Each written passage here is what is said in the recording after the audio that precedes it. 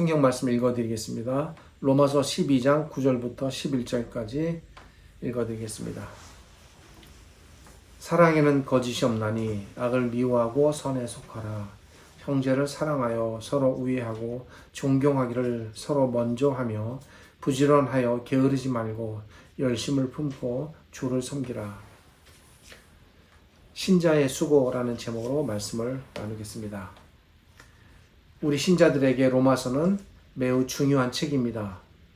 로마서는 우리 기독교의 매우 중요한 믿음과 칭의의 교리를 담고 있으며 특별히 마틴 루터가 종교개혁을 감행할 당시 힘들고 어려운 상황 속에서도 흔들림 없이 신앙의 자리를 지킬 수 있게 해준 귀중한 말씀이 들어있어서 그래서 저는 더더욱 이 로마서를 좋아합니다.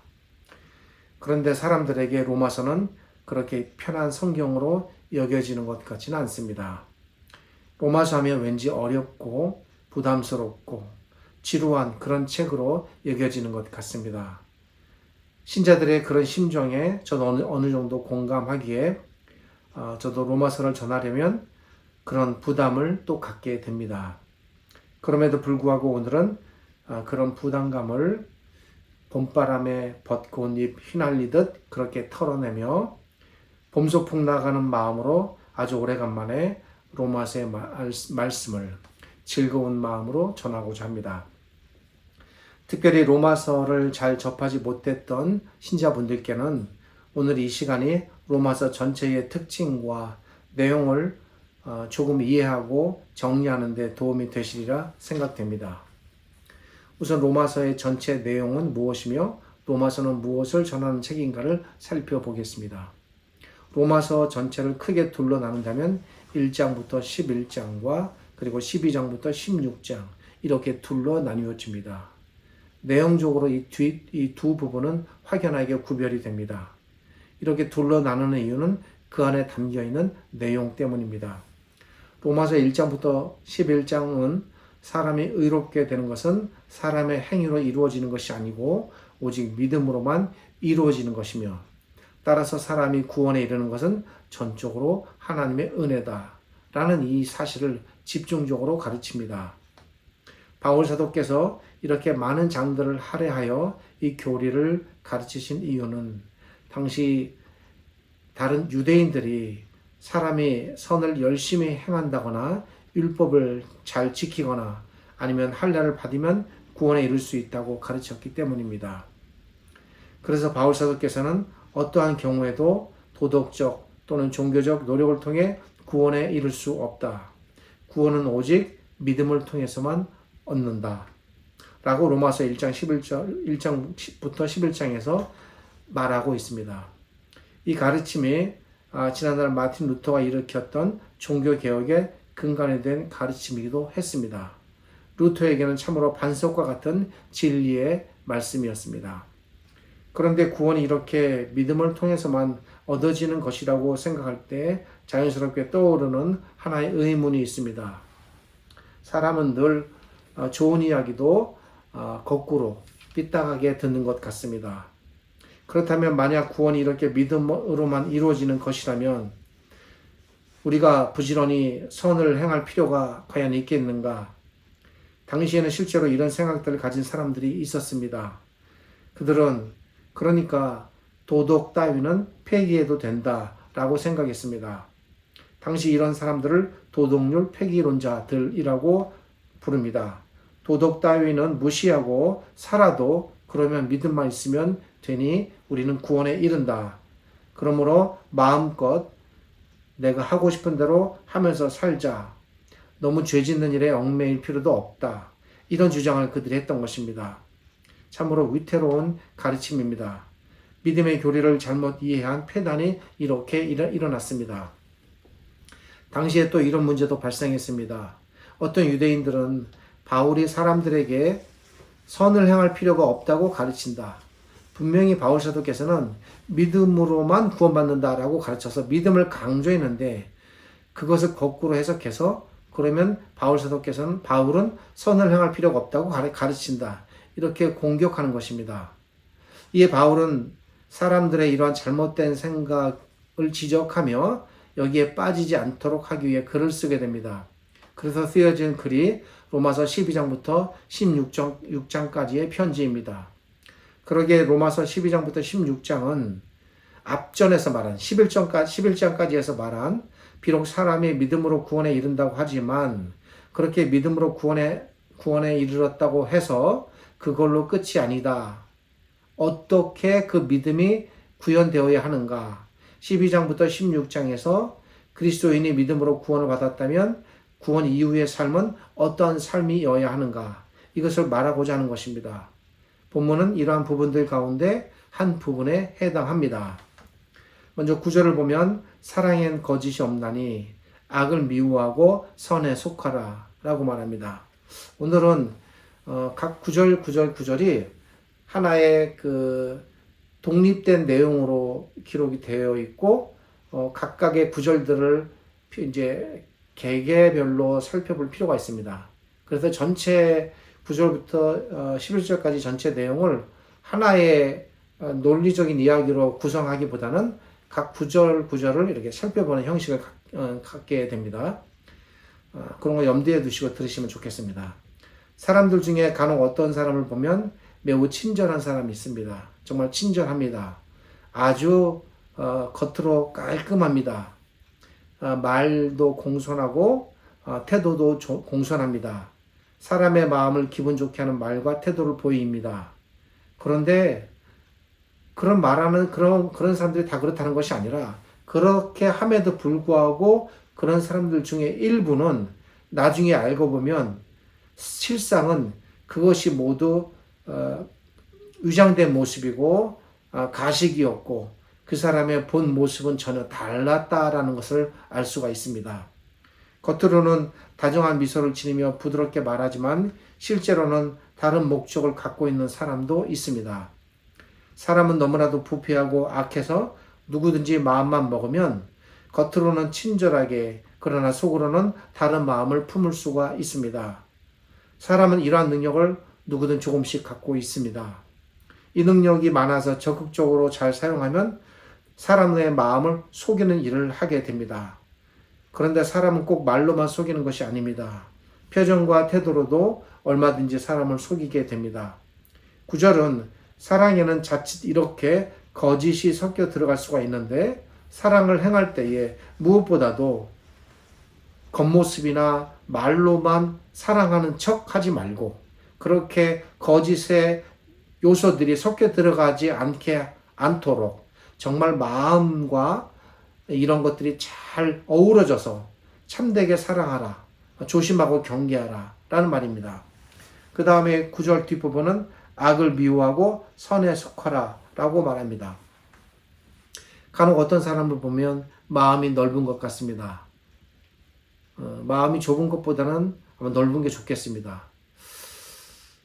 마음이 넓은 것은 좋은데 마음이 넓어 상대를 잘 포용하는 것은 좋은데 어떤 경우에는 분명히 잘못된 것임에도 불구하고 악에 대하여 분명한 태도를 갖지 않으며 그 마음 넓음으로 악을 그냥 방관하려는 그런 경향도 있습니다.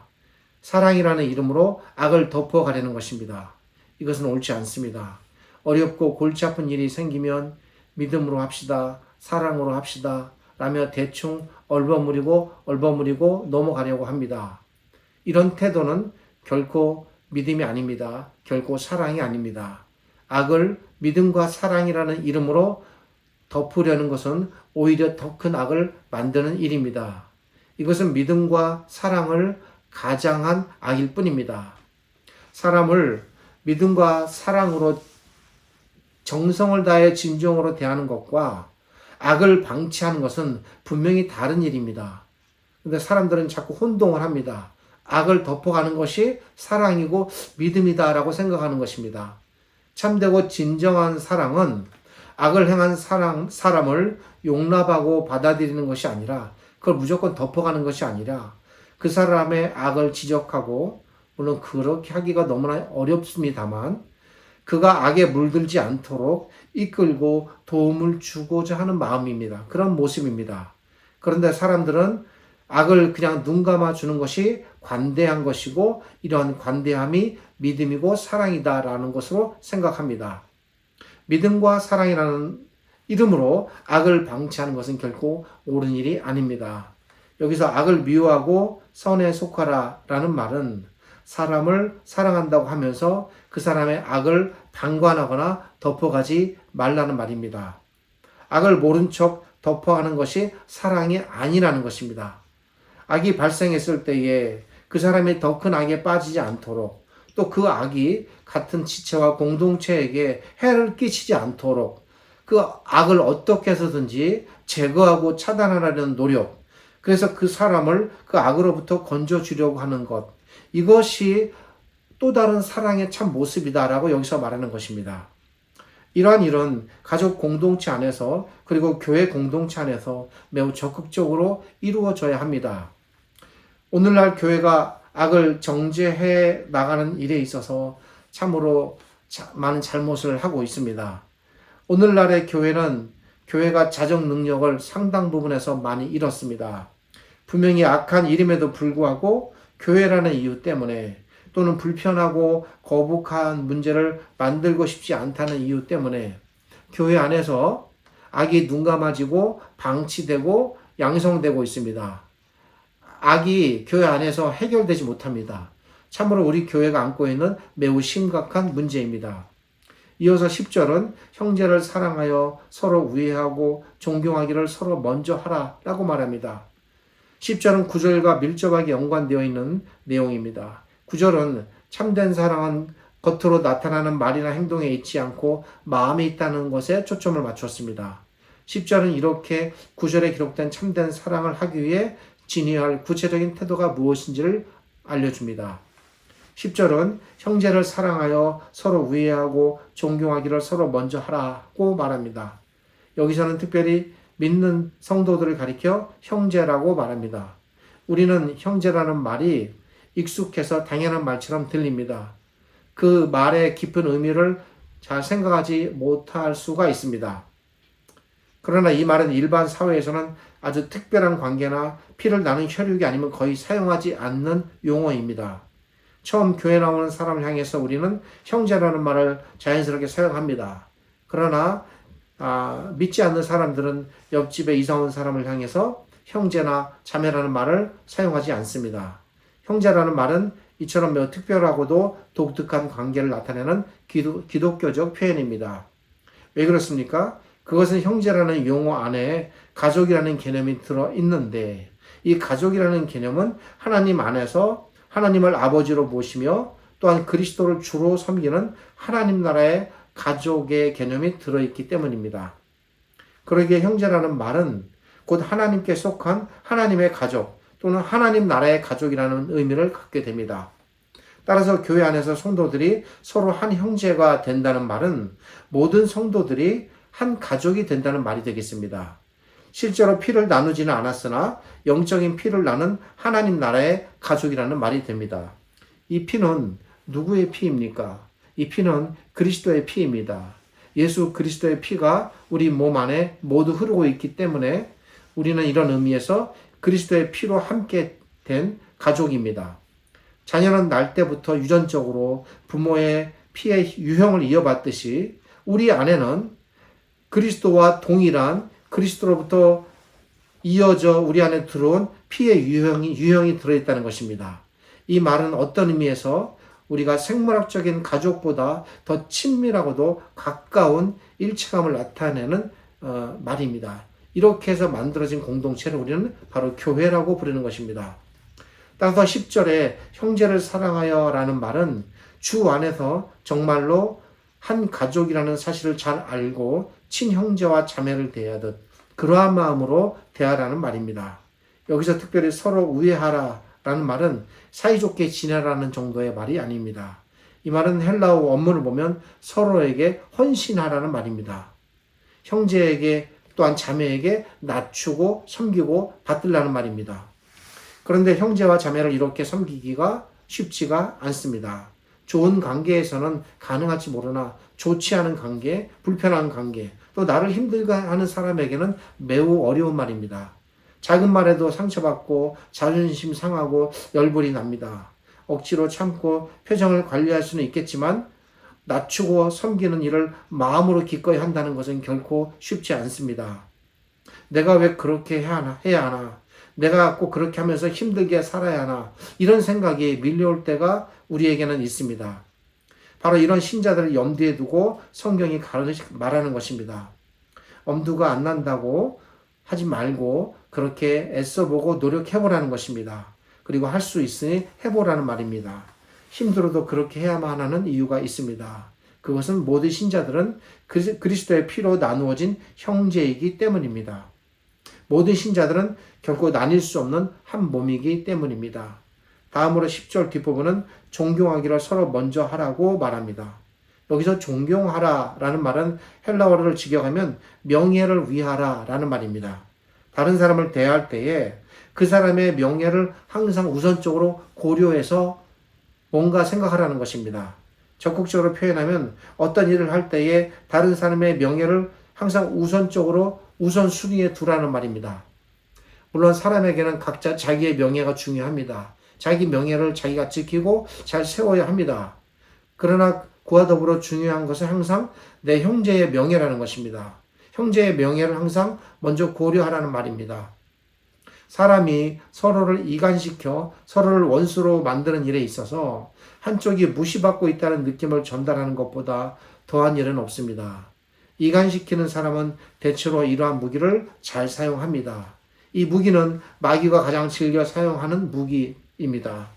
사람은 어떤 사람에게 그의 명예가 누군가에 의해 손상당하고 있다는 말을 전달함으로써 급속도로 둘 사이를 원수가 되게 만듭니다. 악의적으로 그렇게 하는 사람이 있습니다. 그것은 그런 사람은 매우 악한 사람입니다. 또는 악의적인 의도는 없는데도 실수로 잘못해서 오해로 인해서 이런 일을 하는 경우도 있습니다. 이것도 상당히 잘못입니다. 사탄은 아담과 하나님 사이에서 이 방법을 사용해서 아담을 무너뜨렸습니다. 사탄은 또한 하나님과 욥 사이에서도 이 방법을 사용해서 욥으로 하여금 하나님을 저주하고 욕하며 하나님을 떠나도록, 심지어 욥의 아내를 이용해서 욥의 이런 마음을 충동시켰습니다. 그리고 지금도 마귀는 신자와 신자들 사이에서 또한 하나님과 신자들 사이에서 여전히 마음을 이간시켜 멀어지게 하는 이 방법을 즐겨 사용합니다.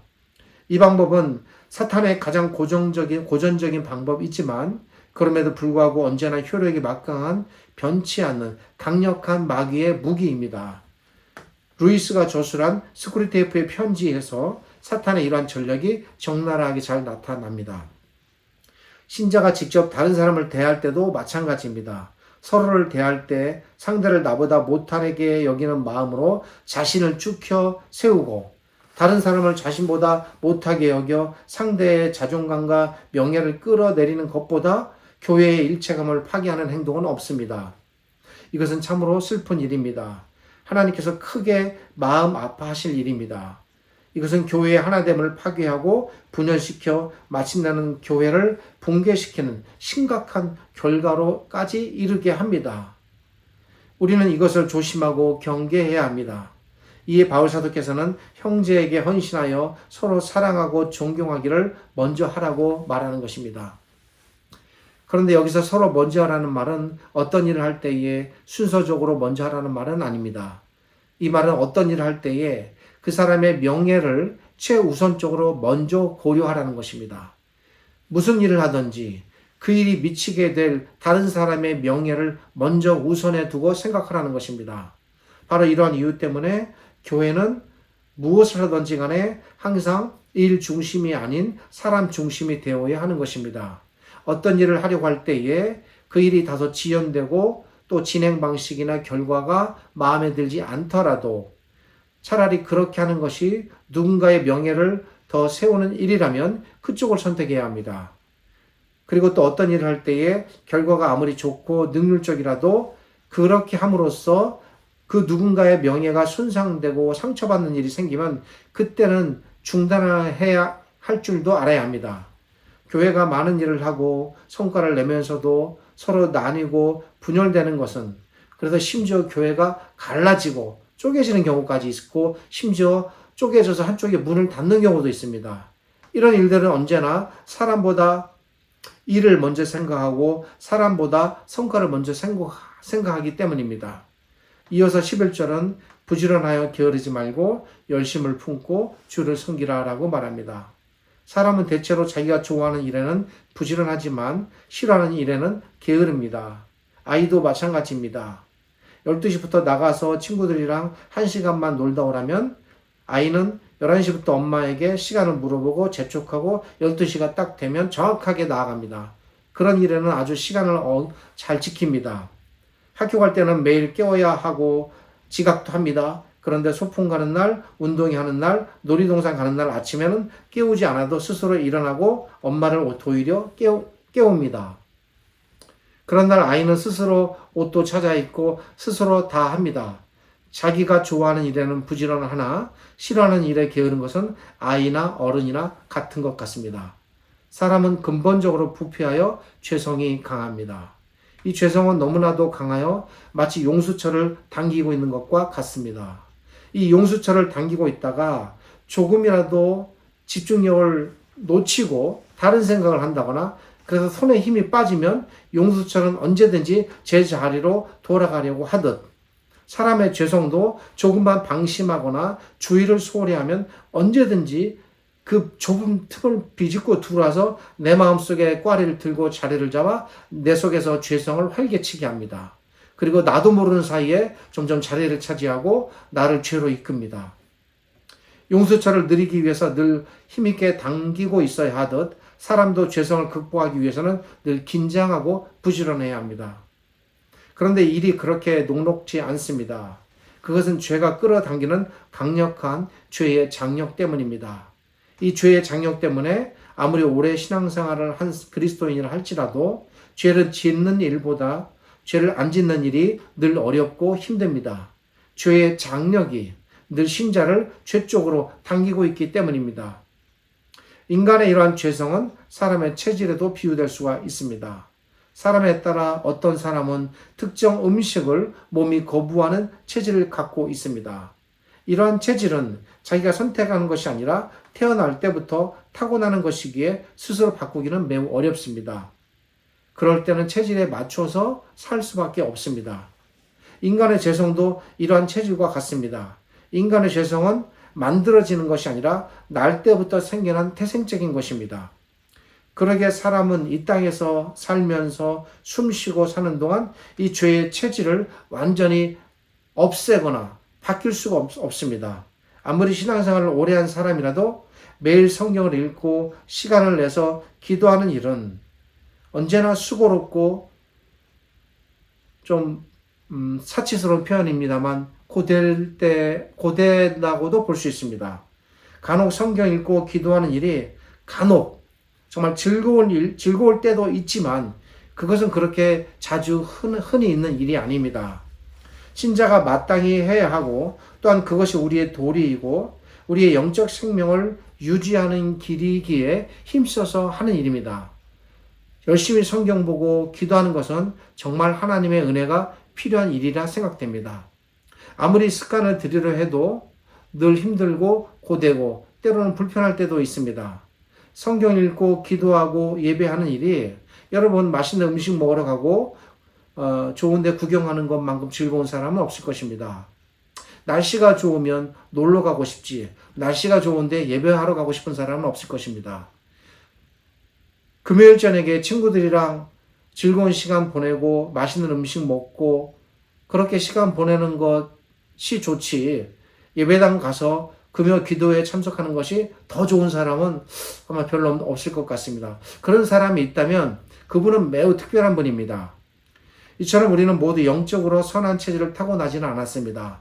다만 우리는 하나님의 특별하신 은혜로 우리의 이 게으르고 부패한 영적 체질을 선하고 거룩한 체질로 통제하고 바꾸어 나가려고 노력하고 있고 또 그렇게 해야만 하고 그렇게 하려고 할 때 하나님께서 은혜를 주셔서 그렇게 바꾸어 나가시기 때문에 그렇게 하는 것입니다.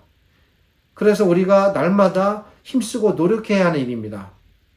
그러기에 우리는 우리의 죄된 체질을 완전히 한 번에 떨쳐버릴 수는 없습니다. 그리스도인이 악을 멀리하고 주님께 순종한다는 것, 이것이 불가능한 것은 아니지만 그렇다고 이 일이 결코 녹록하지 않다는 것입니다. 옷을 새로 사서 몸에 안 맞는 옷을 입은 것처럼 불편하고 거부할 수 있습니다. 그래도 열심히 입다 보면 옷이 몸에 맞고 적응이 되고 이 옷이 참 좋고 편한 옷이구나 라고 여겨지듯 우리가 열심히 힘쓰고 노력하고 바꾸어 나가면 그것이 몸에 맞는 옷처럼 우리의 영적인 모습에 맞는 것입니다. 그러기에 아무리 오랜 신앙생활을 했다 할지라도 주의 뜻대로 살기 위해서는 언제나 힘든 노력이 수반됩니다. 용수철을 당기고 있는 동안에 늘 힘이 들어가기 마련이듯 온전히 주를 섬기는 일에는 늘 힘과 노력이 따르게 됩니다. 이것은 정말 힘쓰고 부지런히 노력하지 않으면 결코 되지 않습니다. 신앙이 자라는 데 있어서 자동적으로 성장하는 것은 없습니다. 사람의 키는 대충 먹고 나이가 되고 세월이 흐르면 어느 정도 그래도 자라겠지만 신앙은 애쓰지 않으면 전혀 자라지 않습니다. 오히려 퇴보되고 더 부패할 수 있습니다. 도리어 인간의 재성이 활개쳐서 이전에 더 나쁜 상태로 되돌아갈 가능성도 충분히 있습니다. 바로 이러한 이유 때문에 11절은 주를 섬기라 라는 말을 하기에 앞서 부지런하여 게으르지 말라 라는 것입니다. 이 부지런하여 게으르지 말라라는 이 한 용어를 설명하기 위해서 제가 이렇게 장황하고 여러 가지 예를 들으면서 인간의 죄성과 연관해서 설명을 드렸습니다. 그런데 11절은 특별히 열심을 품고 주를 섬기라고 말합니다. 한글 성경으로는 나타나지 않지만 이 사실은 우리에게 큰 소망을 주는 말씀입니다. 이것은 직역하면 영으로서 주께 헌신하라. 영에 의지하여 영의 힘으로 헌신하라는 것입니다. 여기서 영은 학자들의 해석은 성령 하나님을 가리킨다고 봅니다. 열심을 품고 주를 섬기라고 할 때 그것이 우리의 힘과 노력으로 되는 것이 아니라 성령 하나님의 도우심으로 그렇게 될 수 있다는 것입니다. 이 말은 그리스도인이 비록 주께 온전히 헌신하는 일이 스스로는 힘든 일이지만 성령 하나님께 의지하여 성령 하나님의 도우심을 입으면 그럴 수 있다는 것입니다. 그래서 우리가 해야 하는 일이 뭡니까? 바로 기도입니다. 이 성령 하나님의 도우심을 잊기 위해서 우리가 기도하는 것입니다. 스스로 죄의 장력을 견디는 힘이 없지만 성령 하나님께서 그 능력과 힘을 갖고 계시기에 그분을 의지하여 누구든지 이길 수 있다는 것입니다. 바꿀 수 있다는 것입니다. 신자의 체질 전환이 가능하다는 것입니다. 체질이 바뀌어지면 어떻습니까? 몸의 병도 치유되듯 영적인 체질을 바꾸면 영적인 질병들이 치유될 것입니다. 그래서 로마서 8장 26절은 이러한 사실을 가르치기 위해서 이렇게 알려줍니다. 이와 같이 성령도 우리의 연약함을 도우시나니 우리는 마땅히 기도할 바를 알지 못하나 오직 성령이 말할 수 없는 탄식으로 우리를 위하여 친히 간구하시느니라.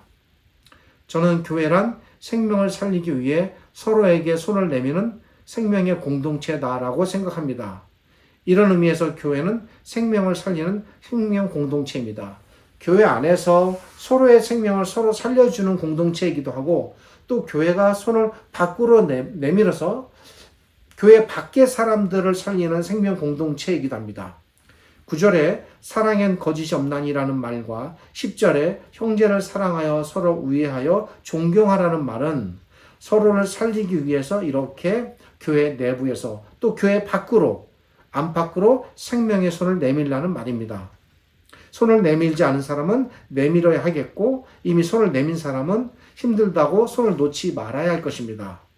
내가 비록 지금 잡고 있는 손에 힘이 빠져 지치고 힘들기도 하겠지만 우리는 내 옆 사람을 형제로 여기기에 피의 공동체이기에 그의 생명을 내 생명과 같이 여기기에 나의 생명을 살리는 심정으로 끝까지 손을 내밀어 붙잡아 일으켜야 합니다.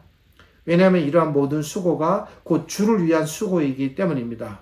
우리는 형제에게 행하지만 하나님께서는 그것을 형제가 아닌 하나님 자신께 행하신 것으로 보신다는 겁니다.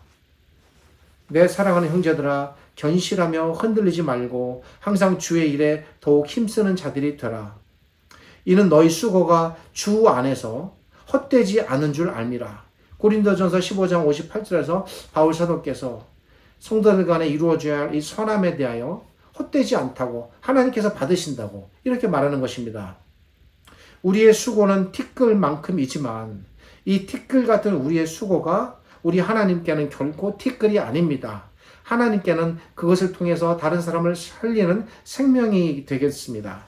티끌 같은 우리의 수고가 우리 하나님께는 티끌이 아님을 알아야 합니다. 우리의 티끌 같은 헌신과 우리의 이 티끌 같은 거룩한 수고와 사랑은 하나님 나라에서 영원히 기록되고 그리고 하나님의 마음속에 가슴속에 기억될 것입니다. 기도하겠습니다. 거룩하신 하나님 은혜를 감사드립니다. 오늘 로마서 말씀을 통해서 신자의 수고라는 제목으로 우리 신자가 마땅히 행해야 할 믿음의 삶에 대하여 생각해 보았습니다. 하나님께서 교회를 통해서 우리가 서로가 서로를 살리는 생명 공동체로 세워주셨기에 우리에게 부여받은 생명을 살리는 일에 우리가 힘을 다하게 하시고 교회 안에서뿐만 아니라 또한 교회 밖으로도 이 영향을 뻗쳐 나가게 하시고 그리하여 이 땅에 교회가 존재하는 한 생명이 살아나고 생명이 넘쳐 흐르는 생명을 살리는 일들이 계속되게 하여 주옵소서. 우리 신자들에게 이러한 모든 책임이 있음을 알고 이 말씀을 읽고 묵상하는 우리 모든 신자들에게 이러한 하나님의 말씀에 대한 깨달음과 깊은 감동이 있게 하여 주옵소서. 지금은 우리 주님 예수 그리스도의 은혜와 저희를 지극히 사랑하시는 아버지 하나님의 크신 사랑과 오늘 이 말씀으로 우리를 살리시고 또 우리를 통해서 교회를 살리시며 이 땅의 백성을 살려나가기 원하시는 성령 하나님의 함께 하심이 이 말씀을 가슴에 담고 하나님의 말씀대로 살아가려고 하는 우리 신자들에게 하나님의 거룩하신 은혜와 복이 가득하기를 우리 주님 예수 그리스도의 이름으로 축복하며 기도드립니다. 아멘.